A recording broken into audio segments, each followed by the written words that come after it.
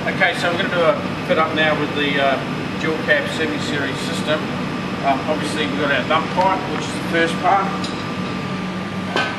Cat flex, with the reso in it's the second bit. This connecting part basically goes off the back of that up to the muffler. And then we've got the muffler and then the tailpipe. So what we do, what we want you to do is get your nut and bolt bag, put everything out, and in the first section it's got the parts included and then the nuts and bolts, what should be in your pack. Before you strip your vehicle down, make sure that all the components are here before you proceed, and then obviously you don't want to go pulling your standard system off and then finding you're missing a part. So do what it says, check all your parts are there, and then continue on. And it's very advisable to read the fitting instructions, because we try and put helpful tips in there, and they obviously will make the job a lot easier, and a lot more quicker. So first of all, what we do, count the gaskets, count your rubber blocks, the nuts and bolts, make sure there's a pyro in there, make sure you've got your 5 pieces that they say is in the kit, and then you can start pulling off the standard system. I generally start at the back, get everything pulled off, so I'll go ahead and do that and then show you how we pull the dump pipe off.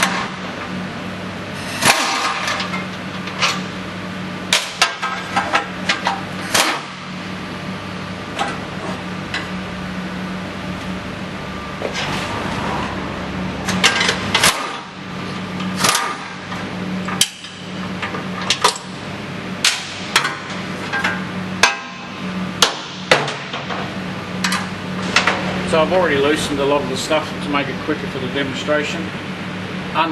All the mounting blocks, I've just taken the 10 mils and everything out.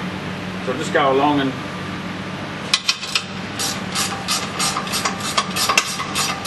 it's a fairly quick system to install this one, pretty straightforward.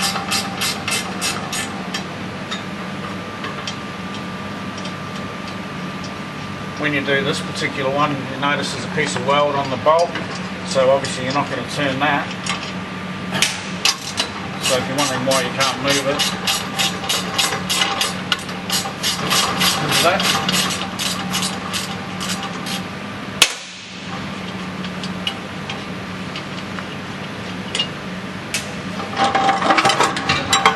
So we get the connecting pipe out the way.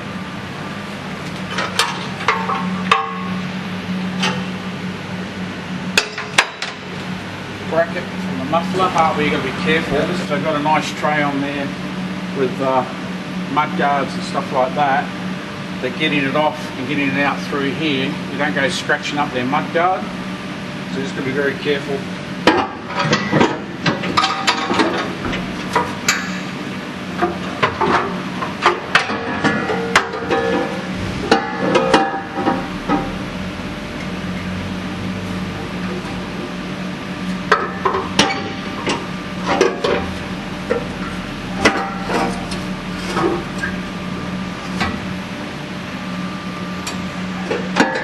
Have a spare staff member laying around. Sometimes it will help to guide that tailpipe through.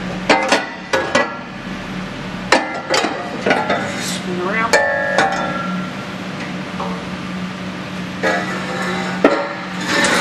Section now.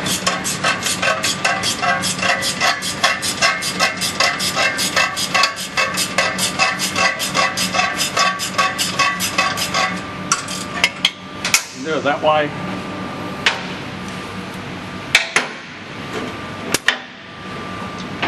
Or obviously use the air. Depends what you got at home. Put that out and off the top.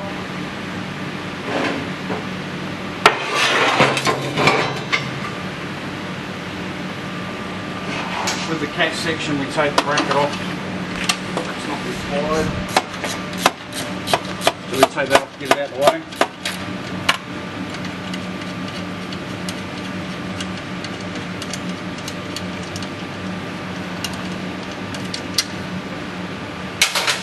2 bolts up here on the bell housing.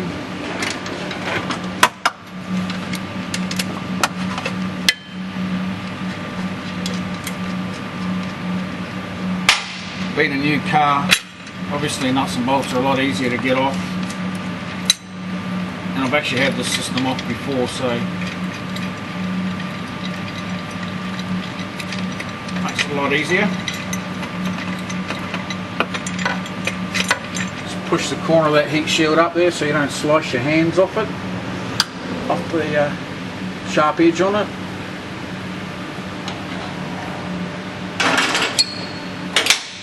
Now I've had penetrating fluid on here for a good couple of hours, so I'm hoping they don't give me any grief.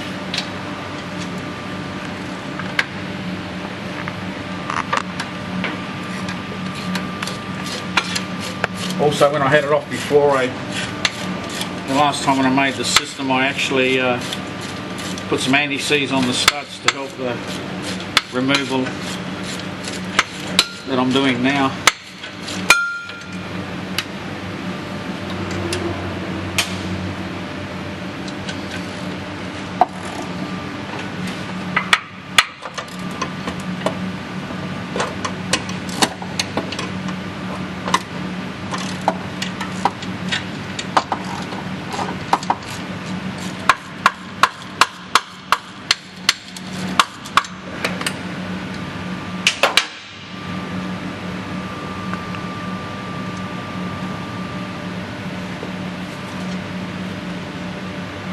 So on the cars that are a bit older,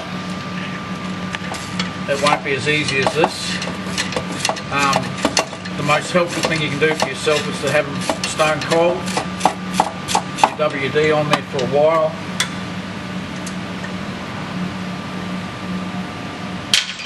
And also, for insurance, if you're a workshop, the sockets that actually will lock onto a nut that's been stripped, these here are priceless. So yeah, if you're a shop, it's a worthwhile investment to get them. So I'll just drop it down. We're going to get to one at the side to loosen it. Okay, as you can see, you can get to this nut by coming through the flap here. It just has a little plastic clip, so you pull the plastic clip out, you can get your socket on there.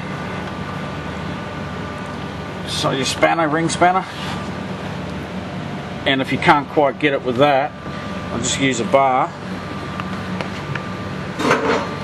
just to get a little bit more leverage on it, because they are quite tight when they're older. So she's moving now.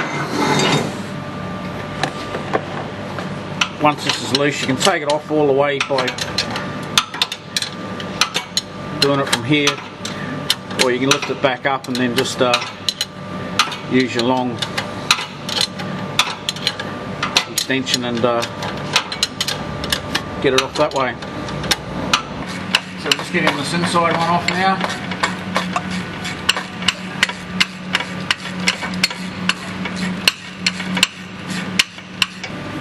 So you'll see on the standard one we actually put a probe in so we could check our EGT temperatures and what's going on in standard trim. So yeah, we put our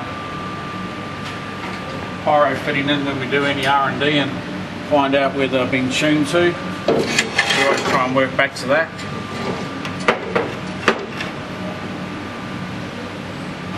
So, dump pipes out the way. So we always just reuse these gaskets. We wipe the gasket down, face of the turbo, just so we've got no grit, anything like that in there. And it's always a good idea to put some anti-seize on your threads so you get no bind up when you put them back on, and easier if you have to take it off for any other unforeseen reason. Give that a dab. Just put a smear, just needs a light smear. Just use an ultra blue. Stupid with this.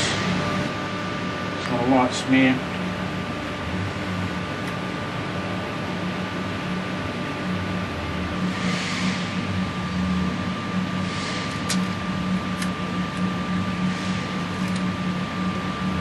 Place that up.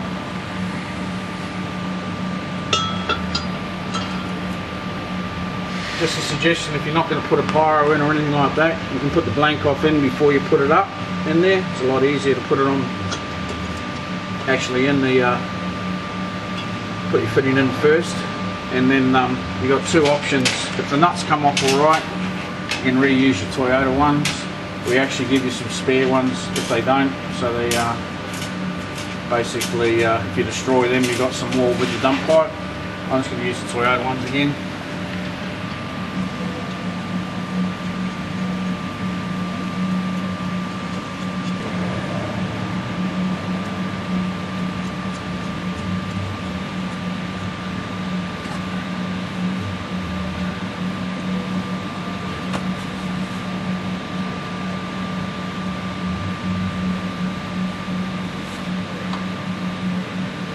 See, you got a little bit of movement there on the studs.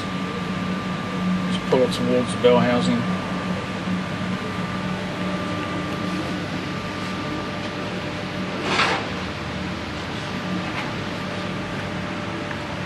I'm just going to nip them up. I don't tighten it up totally yet.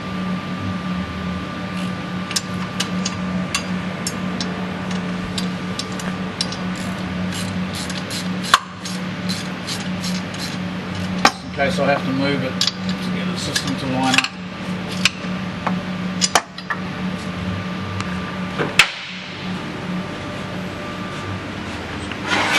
Rubber off.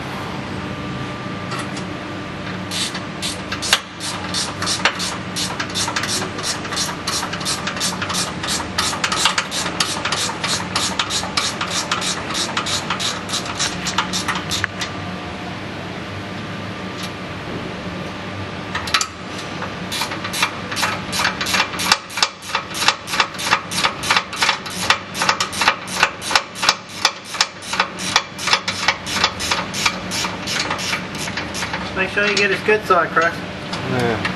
Yep.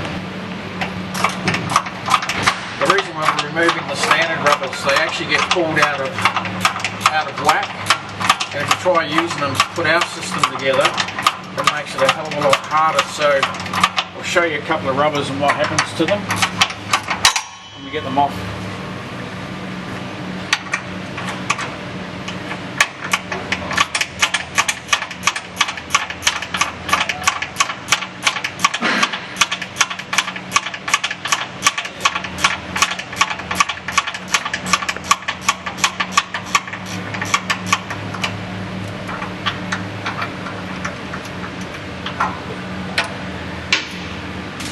You can see how this one's all pulled. Basically they need to be upright, and because our system's been made on new ones. I'll grab the rear rubber.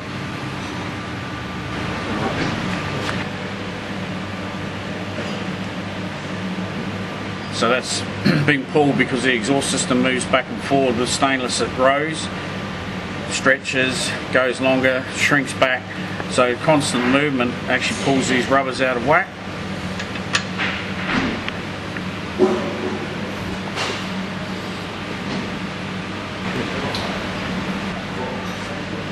So you see what I mean about them being all pulled out of whack. So that's why we go with the new rubbers. So it's best if you use the new rubbers. Okay, so I put all the rubber blocks on. I'll start putting the system on. So as I said, just come through.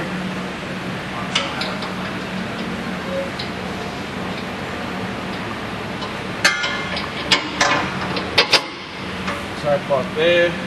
I'll just get that to line up. I'll just put a couple of nuts on top just to sure it doesn't drop off when we try and put it together. Okay, so put the muffler up. We're using the Sportz muffler here. Got a little bit of ultra blue on there.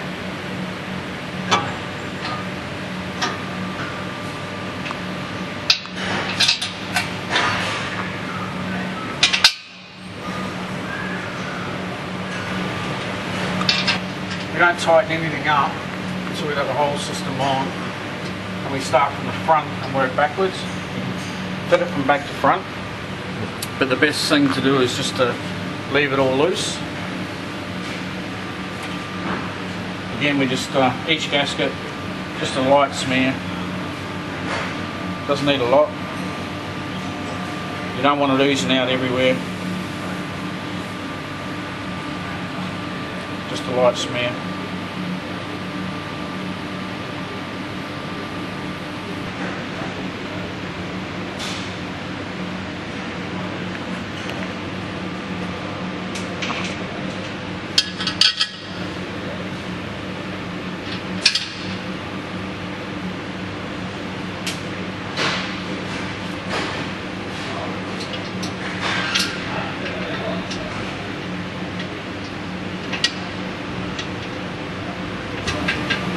I'll just get the front piece, put that on.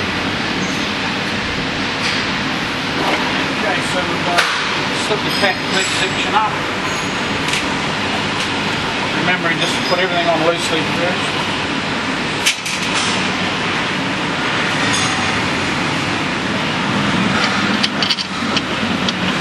Put the last gasket nut bolt in.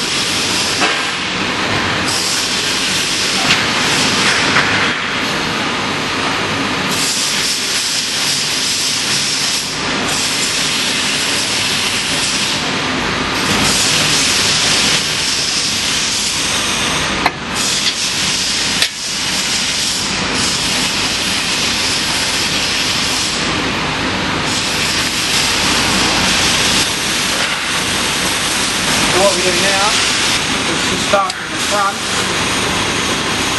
and line.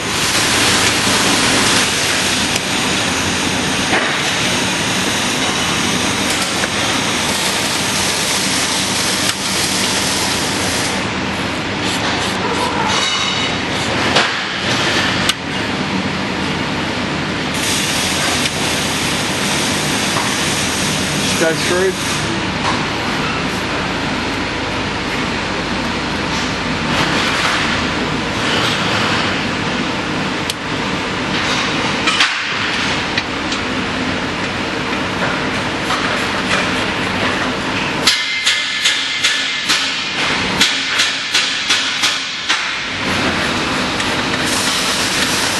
What I'm doing here is just virtually a nip up, and then what I'll do at the end is get the air and we'll actually rattle them up so that they don't come loose on corrugated roads when the customers are doing their serious forward. So that's virtually it. Okay, so the last thing I'll do is I'm just going to put my probe in because we're still doing R&D this particular vehicle. So I've got my EGR. My probe so I can check my exhaust gas temperatures, so I just nip all that up. Basically this system will take you roughly 2.5 hours to do a strip and a refit for your first couple, and you should be able to get it down to a 2-hour fitment with all the right gear.